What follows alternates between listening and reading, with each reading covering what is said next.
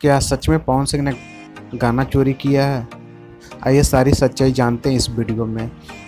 Video में आगे बढ़ने से पहले यदि अभी तक आपने हमारे चैनल को सब्सक्राइब नहीं किया है तो चैनल को सब्सक्राइब कर लीजिएगा। कुछ मसूरी के चमचे हैं, ऐसे तो उनके स्टार तो हमेशा कोई ना कोई गाना चोरी करते हैं। यहाँ तक कल तो अब रितेश पांडे जी का टोन भी चोरी कर लिए। अब वही इल्ज़ाम उनके चमचे पावर स्टार पवन सिंह पर लगा रहे हैं कि सट्टा का पैसा। एक दो दिन पहले पावर स्टार पवन सिंह और शिल्पी राज का गाना आया था, अब उनके अनुसार ये गाना चोरी का है। अरे बेवकूफ़, चोरी का कैसे हुआ? वो जो आप स्क्रीन पर देख रहे हैं ये सट्टा का पैसा, इसके ना कोई गाना इसका मेल मैच खा रहा है, ना कोई टोन मैच खा रहा है, ना कोई म्यूजिक, ना कोई भी शब्द मैच नहीं खा रहा है। तो कैसे हो गया बे? कैसे ये गाना चोरी का हो गया?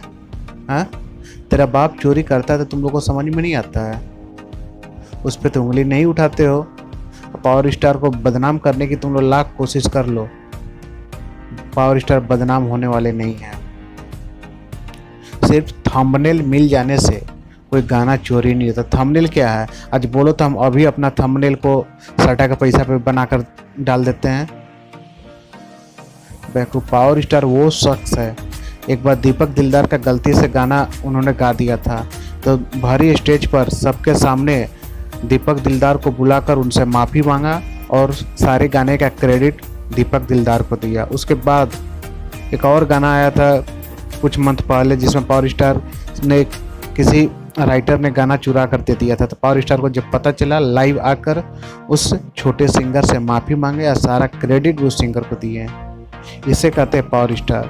कुछ लोग तो हैं कि गाना चोरी भी कर लेंगे और सीना चोरी भी करेंगे। हम बता दें, पावर स्टार बदनाम करने की कोशिश मत करो।